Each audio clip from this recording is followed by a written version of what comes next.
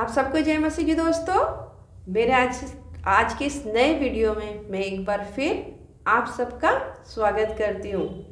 दोस्तों, आज मैं आपके लिए लेकर आई हूँ पवित्र बाइबल में से लूका की किताब, उसका 15 बाब, उसकी 11 से लेके 32 आयत तक, जिसमें जिक्र है उड़ाऊ पुत्र का दृष्टांत। दोस्तों, आज के इस वचन के अंदर हम देखेंगे एक पिता का प्रेम, एक पिता की क्षमा और एक पिता की दया। दोस्तों, जब जब हम परमेश्वर पिता से मांगते हैं, जब हम प्रार्थना करते हैं, जब हम चाहते हैं, हम क्या चाहते हैं? हम अक्सर चाहते हैं संसार और संसार की चीज़ें।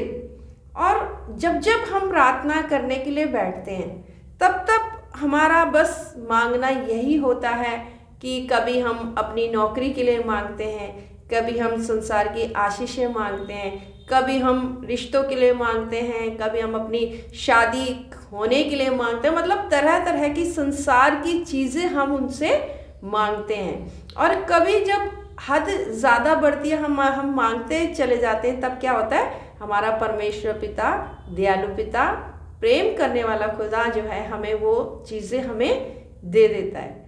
और तब आगे क्या होता है, यहाँ हम देखेंगे कि किस तरीके से वो जो है उसने अपने बेटे को, एक पिता ने अपने बेटे को किस तरीके से क्षमा किया और किस तरीके से उसके जीवन में काम हुआ और वो बेटा बदल गया। तो अजीजों, इसमें देखेंगे कि किसी मनुष्य के 2 पुत्र थे।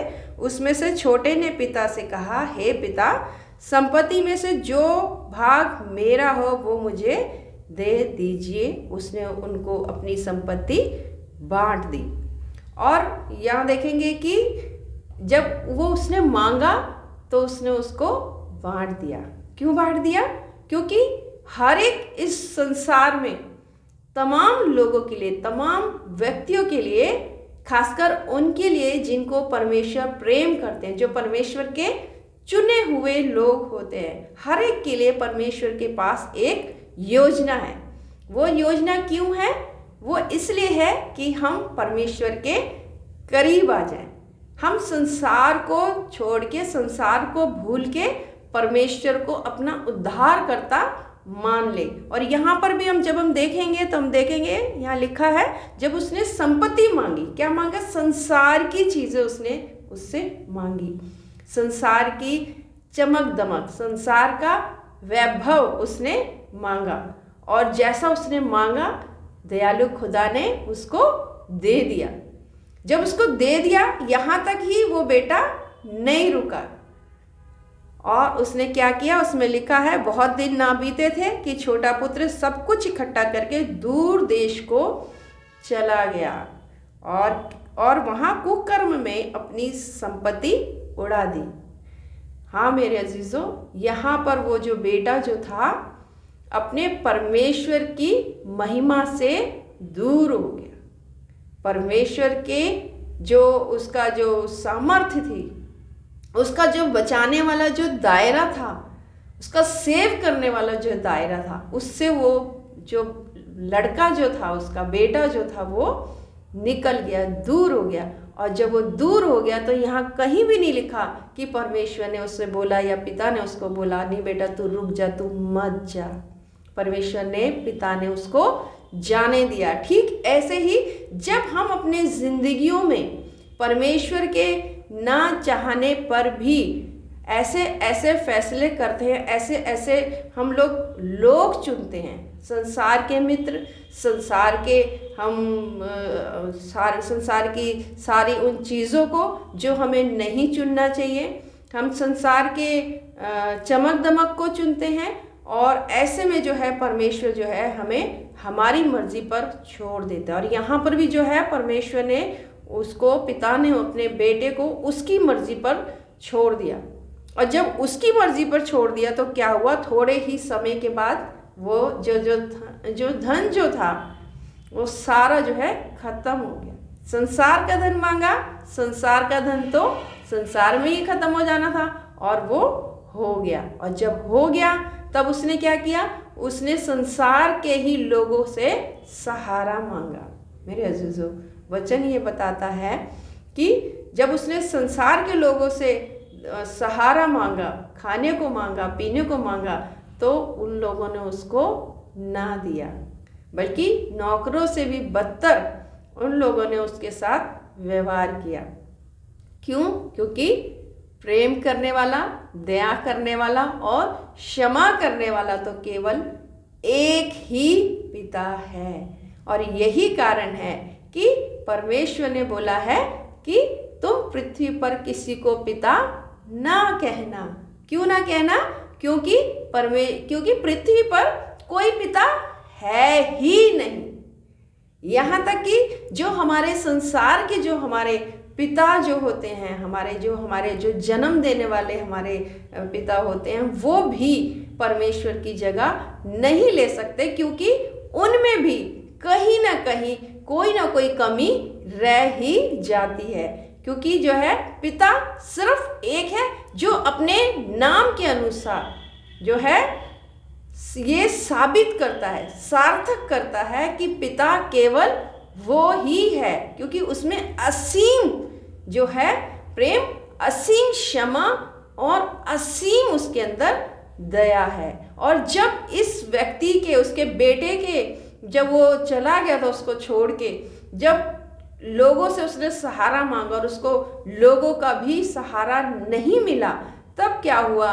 तब उसने ये सोचा कि मैं जो हूँ अपने पिता के घर वापस चला जाऊँगा, क्योंकि जो मेरे पिता के घर के तो नौकर भी इससे अच्छा खाते हैं, वहाँ के दास दासी भी इससे अच्छा खाते हैं। मेरे अजीजों, ये हम देखेंगे संसार में, जब हम परमेश्वर का नाम लेके परमेश्वर की आज्ञा का पालन करते हैं, परमेश्वर के अनुसार चलने की कोशिश करते हैं, तो भी हमें परमेश्वर अच्छे से अच्छा खिलाता और अच्छे से अच्छा वो हमें रखता है। इसका मतलब ये नहीं कि हम बहुत परफेक्ट हो गए इसीलिए परमेश्वर जो है हमें अच्छा खिलाता है, बल्कि इसीलिए क्योंकि हमने अपने परमेश्वर के नाम का सहारा लिया, अपने परमेश्वर को अपना शरण स्थान माना हुआ है और उसकी आज्ञा को मानने की हम कोशिश करते हैं। और इसीलिए जो है परमेश्वर जो है हमें हर तरह से वो हमें अच्छे से अच्छा रखता है। और यहाँ देखेंगे, जब बेटा जो है अपने पिता के पास आया तो क्या हुआ? तो पिता ने उसके ऊपर दया करी, क्योंकि वो बाहर ही खड़ा था। वो बाहर ही खड़ा होके अपने बेटे का इंतजार कर रहा था। वो, इसका मतलब वो रोज बाहर खड़ा होता होगा कि मेरा बेटा एक ना एक दिन वापस आएगा। और जब वो पिता बाहर ही खड़ा हुआ था, उसको दूर से जब उसने उसको आते हुए देखा, तो इसमें लिखा है कि उसने क्या किया? वह उठकर अपने पिता के पास गया। वह अभी दूर ही था कि उसके पिता ने उसे देख के तरस खाया और दौड़कर उसे अपने गले लगाया और बहुत चूमा उसे। और आगे लिखा हुआ है कि पुत्र ने उससे कहा, मैंने पिताजी, मैंने स्वर्ग के विरोध में और तेरी दृष्टि में पाप किया है। अब इस योग्य नहीं रहा कि तेरा पुत्र कहलाऊं। परंतु पिता ने अपने दासों से कहा, झट अच्छे से अच्छा वस्त्र निकालकर उसे पहनाओ और उसके हाथ में अंगूठी और पाँव में जूतियां पहनाओ। बदल दो मेरे बेटे को, दोबारा से उसको जो है राजकुमार बना दो। और पिता ने जो है उसके ऊपर ऐसा तरस खाया, ऐसी दया करी कि फिर से बेटे को कबूल कर लिया, क्योंकि बेटा जो है उसके आगे पछता के आया था। अजीजों, ये हुई बात कि जब एक बेटा पछता के अपने पिता के पास आया और पिता ने उसको गले लगाया, परमेश्वर खुदा ने उसको गले लगाया। लेकिन अब बात हम करते हैं कि जैसे यहाँ पर एक पिता ने उसको गले लगाया, हम में से कितने ऐसे हैं जो अपने आप को पिता तो कहलाते हैं? ज़रूरी नहीं है कि हम जन्म देने वाले माता या पिता हैं, बल्कि हर वो इंसान जो सामने वाले के पापों का लेखा लेने को तैयार रहता है, जो हम ये दिखाते हैं कि हम पवित्र हैं और सामने वाला जो है वो पापी है। यदि हम उसको पापी मानते भी हैं, यदि हमारे सामने हमारे किसी भाई या हमारे किसी बहन या हमारे किसी अजीज या पड़ोस ने कोई भी ऐसा गलत काम किया या कोई भी ऐसी गलत उसने बातें करी है जिसकी वजह से अब वो पछता के लौट रहा है, तो क्या हम उसको क्षमा करते हैं? क्या हम यहाँ पिता की तरह उसको गले लगाते हैं कि कहीं ऐसा तो नहीं कि हम उसको धुतकार के अपने से दूर कर देते हैं? अजीजों, यदि हम उसको धुतकार के दूर कर देते हैं तो हम परमेश्वर के लोग नहीं हुए, हम भी उन्हीं में से एक माने गए जिसको हम पापी कह रहे हैं, क्योंकि परमेश्वर ने हमें न्याय करने का अधिकार नहीं दिया। अब परमेश्वर चाहते हैं कि जैसे परमेश्वर दया करने वाले, प्रेम करने वाले और क्षमा करने वाले हैं, और जैसे परमेश्वर हमारे अपराधों को क्षमा करता है, ठीक ऐसे ही हम भी अपने लोगों को क्षमा करें और उन्हें अपने गले से लगाएं। लेकिन अजीजों, बहुत जगह ऐसा होता है कि हम लोग अपने लोगों को, अपने पड़ोस को, अपने ऐसे लोगों को जो पछता कर वापिस आते हैं, उनको अपने गले नहीं लगाते, बल्कि उनको जगह जगह की ठोकर खाने के लिए छोड़ देते हैं। हम उनको छोड़ देते हैं और हम उसको परमेश्वर का प्रेम नहीं दिखाते। हम चर्चों में, हम मंडलियों में बड़े ऊंचे सुर में गाने गाते हैं, अपने आप को एक अच्छा धर्मी दिखाते हैं, आज्ञा मानने वाला इंसान बताते हैं, लेकिन जब क्षमा करने और दया करने और राह दिखाने की बात आती है तो हम पीछे हो जाते हैं। हम अपने आप को पवित्र तो दिखाते हैं, लेकिन परमेश्वर का स्वभाव हम अपने अंदर नहीं लेकर आते हैं। अजीजों, यही एक समय है जो परमेश्वर ने कहा है कि जितनों ने मुझे ग्रहण किया उनको परमेश्वर ने अपनी संतान होने का अधिकार दिया। आज परमेश्वर चाहते हैं कि जितने भटके हुए लोग हैं, जितने पापी हैं, जितने ऐसे जिन्होंने जो काम नहीं करना था वो काम भी किया है, लेकिन फिर भी वो अपने आप को अकेला फील करते हैं और वो पछता के वापस आना चाहते हैं, और परमेश्वर चाहते हैं जो उनके जो लोग हैं वो ऐसे लोगों को क्षमा करें और अपने गले लगाएं और उनको राह दिखाएं। यदि हम परमेश्वर का ये स्वभाव अपने अंदर नहीं लाएंगे तो हमारा बड़ी बड़ी सभाओं में जाना और गले लगना व्यर्थ है, बेकार है। हम लोगों के आगे हम अपने आप को हमारा धर्मी दिखाना व्यर्थ है। मेरे अजीजों, आज परमेश्वर आज के इस वचन से चाहता है कि हम जो है परमेश्वर का स्वभाव मांग लें। जैसे इस लड़के ने परमेश्वर से संसार की धन संपत्ति मांगी और कुछ नहीं पाया, ऐसे ही हम संसार की धन संपत्ति, संसार की चमक दमक, संसार के रिश्तों को मांगना बंद करें और हम परमेश्वर से मांगे परमेश्वर का स्वभाव, ताकि परमेश्वर का स्वभाव जब हमारे अंदर आएगा तो ना सिर्फ हम बोलने वाले बल्कि परमेश्वर के अनुसार दिखने वाले, परमेश्वर के अनुसार चलने वाले उसके बेटे और बेटी हो जाएंगे। जैसे एक संसार के बच्चों की चेहरा मोहरा जो होता है अपने पिता से मिलता है, उसका जो स्वभाव जो है वो अपने पिता से मिलता, अपनी माता से मिलता, लोग पहचान जाते हैं कि ये फलाने का बेटा है क्योंकि इसका चेहरा जो है, इसका स्वभाव जो है अपने पिता से या अपनी माता से मिल रहा है। ठीक ऐसे ही परमेश्वर चाहते हैं कि हमारा स्वभाव जो है हमारे पिता से, हमारे स्वर्गीय पिता से मिले, क्योंकि पिता केवल एक है।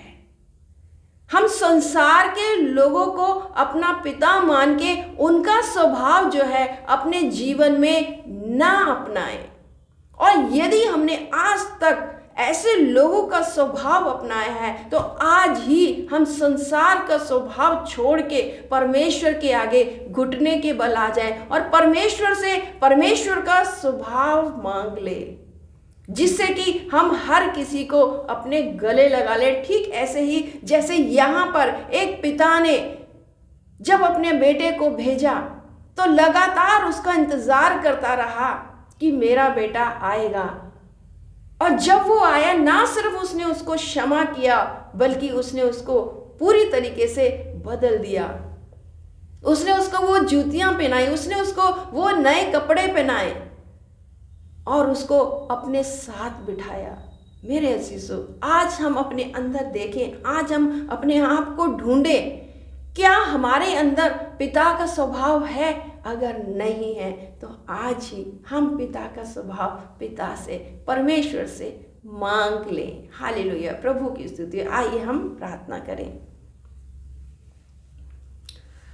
स्तुति हो पिता परमेश्वर जी, महासामर्थी खुदावंद खुदा, मैं धन्यवाद चढ़ाती हूँ आज के नए सुंदर समय के लिए प्रभु, जो तू एक और बार तूने हमें दिखाया है खुदावंद खुदा। ओ महासामर्थी पिता परमेश्वर जी, पिता मैं दुआ मांगती हूँ खुदावंद खुदा, तमाम उन लोगों के लिए पिता परमेश्वर जो राहों में भटक रहे हैं पिता, अपने गलत फैसलों की वजह से वो अंधेरों में है खुदावंद खुदा, उनको गले लगाने वाला कोई नहीं है पिता परमेश्वर, वो अकेले हैं पिता। और पिता परमेश्वर आंसुओं की ज़िंदगी वो जीते हैं खुदावंद खुदा। आज तू उनमें से हर एक के ऊपर दया कर खुदावंद खुदा, खासकर उस पर पिता परमेश्वर जो भी कोई मेरा ये वीडियो देखते मेरे साथ प्रार्थना में शामिल होते पिता, तू हर एक को छू दे खुदावंद खुदा। और पिता परमेश्वर, हम जो पिता परमेश्वर तेरे लोग कहलाते हैं पिता, पिता परमेश्वर तू हर एक के अंदर प्रभु तेरा वाला स्वभाव डाल दे प्रभु, कि हम पिता परमेश्वर तमाम लोगों को क्षमा कर सके और अपने गले लगा सके, ठीक ऐसे ही